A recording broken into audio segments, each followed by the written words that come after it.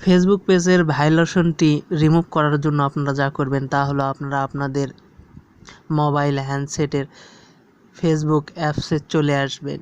Facebook অ্যাপসে চলে আসার পরে আপনাদের পেজে ভায়োলেশন আসছে কি না সেটা চেক করার জন্য থ্রি ডট মেনুতে ক্লিক করবেন। থ্রি ডট মেনুতে ক্লিক করার পরে ফেসবুক পেজের নামের প্রোফাইলের উপর ক্লিক করবেন।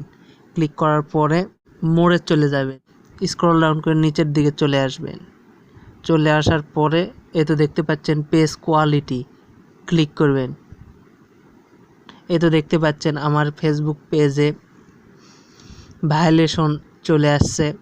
এটা রিমুভ করার জন্য আমি কিভাবে আবেদন করব আপনারা এই ভিডিওটি দেখলেই বুঝতে পারবেন, এবং যাদের ফেসবুক পেজে ভায়োলেশন আসছে তারা রিমুভ করার জন্য আবেদন করতে পারবেন।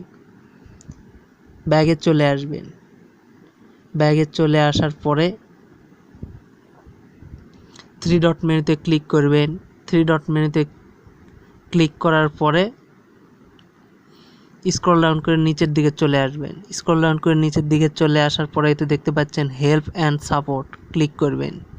ক্লিক করার পরে রিপোর্ট এ প্রবলেমে ক্লিক করবেন। ক্লিক করার পরে কন্টিনিউ টু রিপোর্ট এ প্রবলেমে ক্লিক করবেন। একটু লোডিং হবে, অপেক্ষা করবেন। অপেক্ষা করার পরে ইনক্লুড ইন রিপোর্টে ক্লিক করবেন। রিপোর্টে ক্লিক করার পরে তো দেখতে পাচ্ছেন অনেকগুলা লেখার ইন্টারফেস শো করছে। এখান থেকে আপনারা সিলেক্ট করবেন আপনার কোন জায়গাতে কোন অ্যাকাউন্টের সমস্যা হয়েছে। যেহেতু আমার ফেসবুক পেজে সমস্যা হয়েছে আমি ফেসবুক পেজ সিলেক্ট করলাম।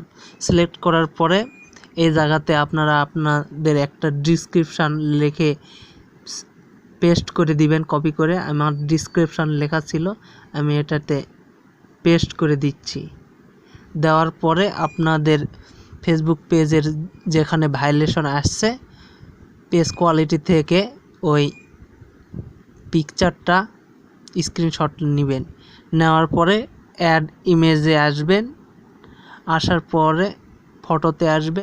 ফটোতে আসার পরে ফেসবুক পেজের পেজ কোয়ালিটির ভায়োলেশনটার স্ক্রিনশট আপনারা এখানে অ্যাড করে দিবেন।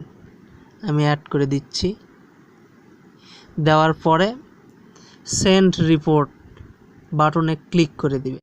আশা করছি ভিডিওটা আপনারা বুঝতে পারছেন।